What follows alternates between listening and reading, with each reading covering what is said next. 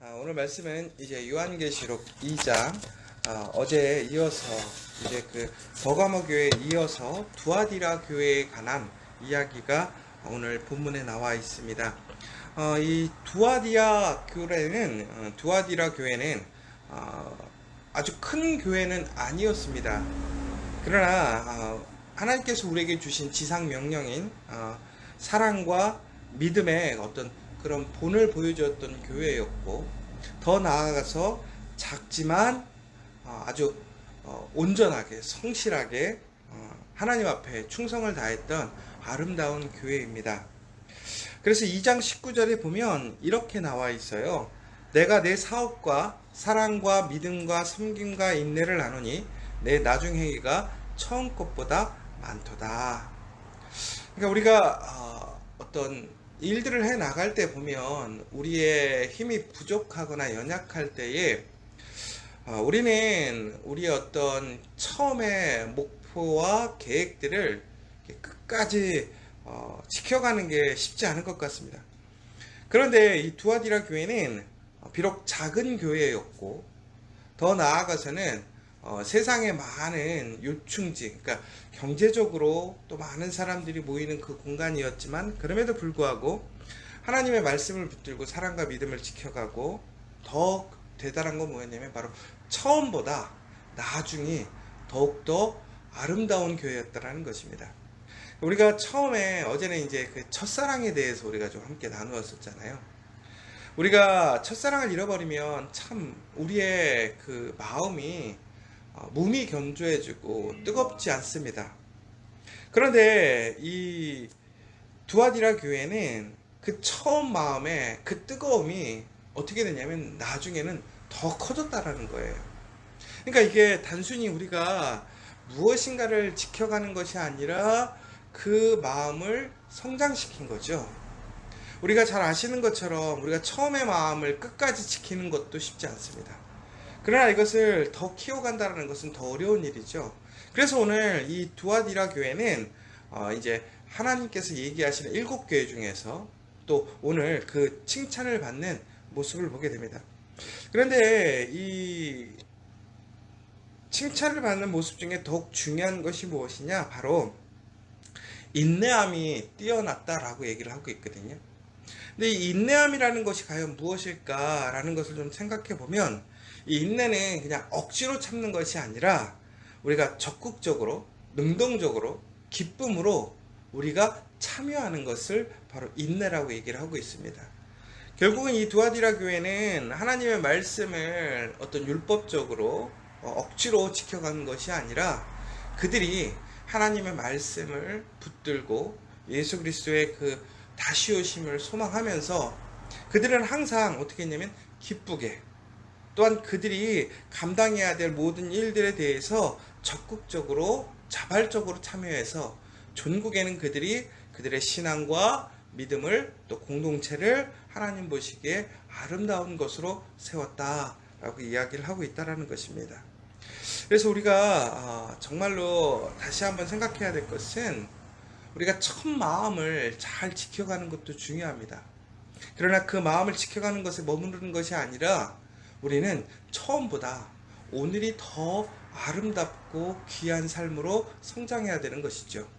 그러니까 하나님 보시기에 하나님의 사람으로서 어제보다는 오늘이 더욱더 예수 그리스도를 닮아가고 그 말씀의 온전한 모습으로 살아가게 된다면 바로 하나님께서는 우리를 칭찬하시는 거예요. 그러니까 우리가 뭔가 특별하고 대단한 것이 아니라 바로 우리의 삶이, 오늘 하루의 더 삶이 하나님 앞에 그 마음에 변함이 없이, 더 나아가서는 하나님께 더 온전하게 그 한 발을 나아가는 것이 하나님께 칭찬받는 모습이라는 것입니다. 여러분들 오늘 그 믿음으로, 그 모습으로, 그 인내하심으로 하나님께 칭찬받는 저와 여러분 되셨으면 좋겠습니다. 특별히 그런데 이제 오늘 이 두아디라 교회 또한 버가모 교회와 마찬가지로 칭찬할 것이 있었지만 또 책망할 것이 있다라는 거예요.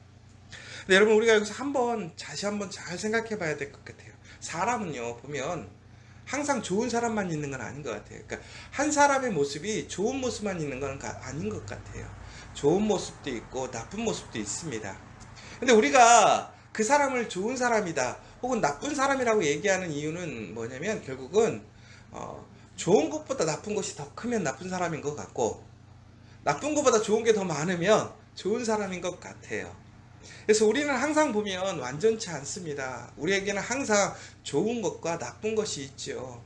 그래서 우리는 하나님 앞에서 열심히 살아가지만 또한 나의 부정적인 것, 나의 이런 부족함 때문에 우리는 항상 고민하고 또 우리는 많은 시험에 빠지기도 합니다.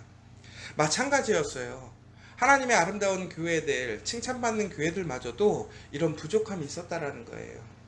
그러면 왜 하나님께서는 이렇게 오늘 두 번째 교회이긴 하지만 이런 교회들을 칭찬도 하시고 또 책망할 것이 있다라고 이야기를 하시는 것일까요?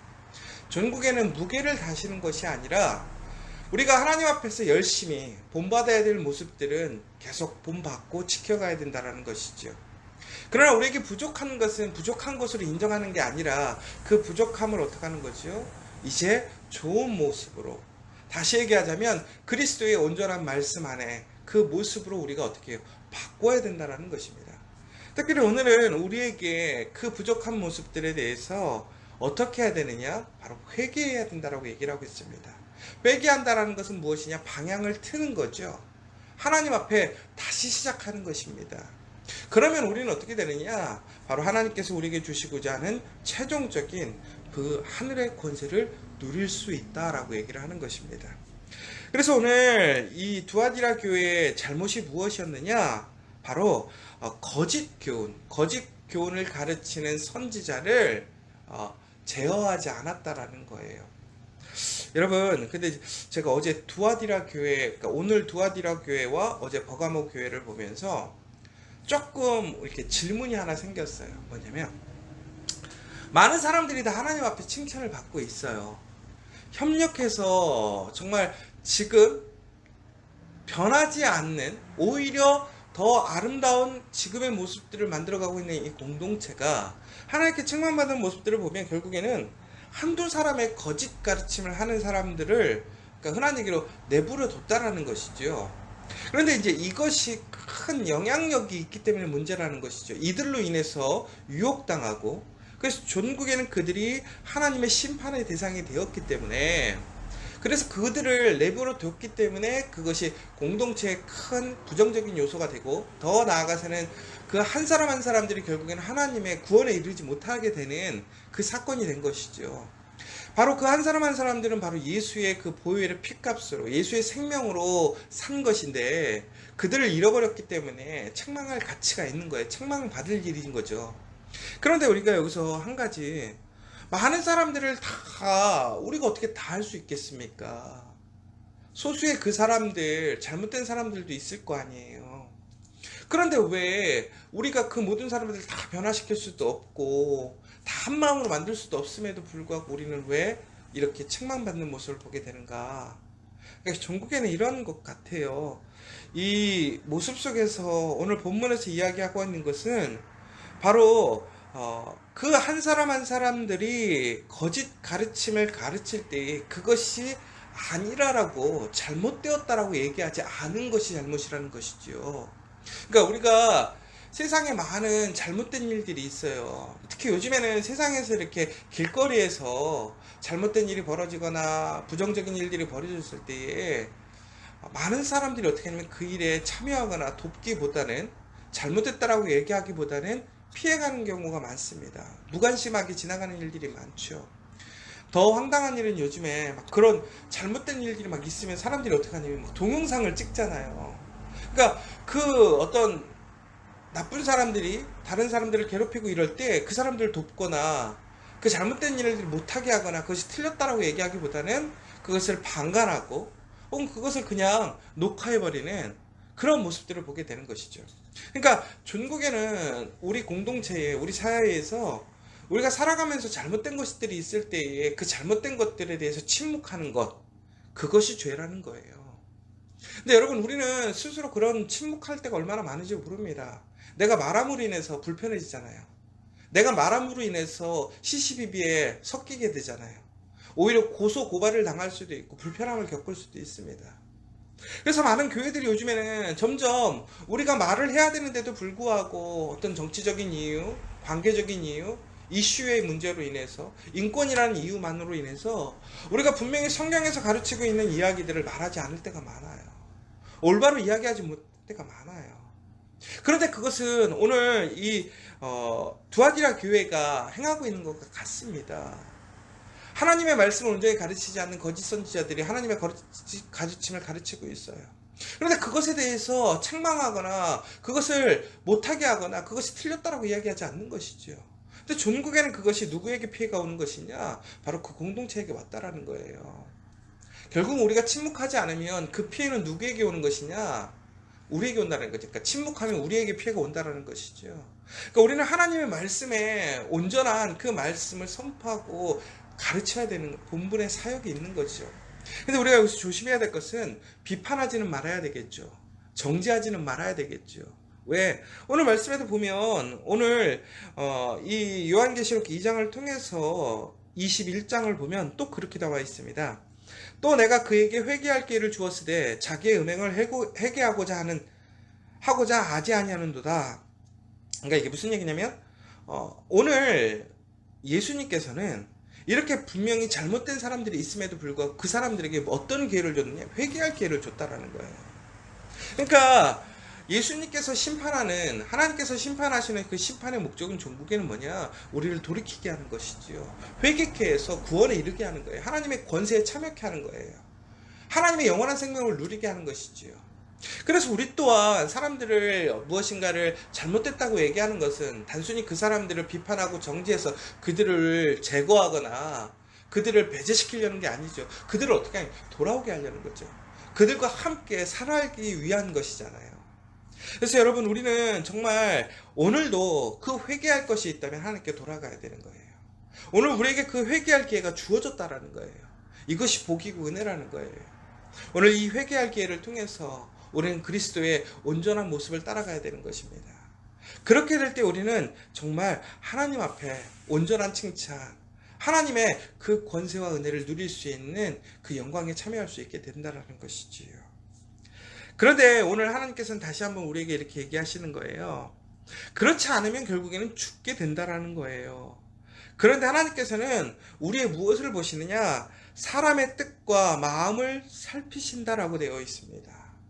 그리고 더 나아가서는 하나님은 사람의 뜻과 마음을 살펴서 그가 행위대로 한 대로 갚아주시겠다라고 얘기를 하는 거예요. 여러분, 그러니까 하나님께서는 우리의 외형적인 어떤 성장이나 모양이 중요한 것이 아니라 우리의 동기가 무엇이었는가, 그 목표가 무엇이었는가, 우리 지금의 마음이 어떠한가를 살피시는 거예요. 우리가 하나님을 향해서 그 하나님의 마음을 가지고 하나님 앞에 열심히 해도 우리가 세상 가운데 세상의 가치로 봤을 때, 기준으로 봤을 때 열매 맺지 못할 수도 있어요. 그러나 하나님께서는 그것이 중요한 것이 아니라 오늘 내가 하나님을 향해서 하나님의 마음으로 그렇게 행동한다면 하나님께서는 그것을 기뻐하신다라는 거예요. 그리고 어떻게 하시느냐? 그 행위대로 갚으신다라는 거예요. 여러분이 하나님 앞에 칭찬받을 일들로, 하나님 앞에 회개함으로 정말 하나님의 그 기뻐하시는 삶의 모습을 살아가게 되시면 하나님께서 그 행위를 갚으시겠다라는 거예요. 여러분, 절대 오늘 우리의 삶 속에서 우리가 믿음의 삶을 살아가고 그 말씀을 지켜갈 때에 큰 변화가 없고 큰 능력이 없다고 해서 여러분 실망하거나 좌절하지 마십시오. 하나님께서는 우리의 마음을 보시는 거예요. 그 발걸음을 보시는 거예요. 그 사람들에게 축복하시겠고 힘을 주시겠다고 하는 거예요. 여러분, 그 믿음으로, 그 능력으로 오늘도 힘차게 그 한 걸음 한 걸음 나아가셔서 하나님의 복을 누리고 은혜를 누리시는 여러분들이 되셨으면 좋겠어요. 그래서 전국에는 이렇게 되어 있습니다. 2장 26절에 보면 이렇게 되어 있잖아요. 25절부터 읽을게요. 다만 너에게 있는 것을 내가 올 때까지 굳게 잡으라. 이기는 자와 끝까지 내 일을 지키는 그에게 만국을 다스리는 권세를 주리니 라고 되어 있습니다. 사랑하는 여러분, 우리가 예수님이 오심을 확실히 믿고 있습니다. 그럼 우리가 해야 할 것은 무엇이냐? 바로 그 예수의 약속, 예수의 말씀을 굳건히 붙들어야 된다는 거예요. 오늘 내가 살아가면서 붙들어야 될 것은 예수님의 말씀밖에 없습니다. 예수의 말씀의 기준밖에 없다라는 거예요. 결국은 그 말씀으로 이기는 자, 끝까지 내 일을 지키는 자에게 만국을 다스릴 권세를 주신다고 하셨어요.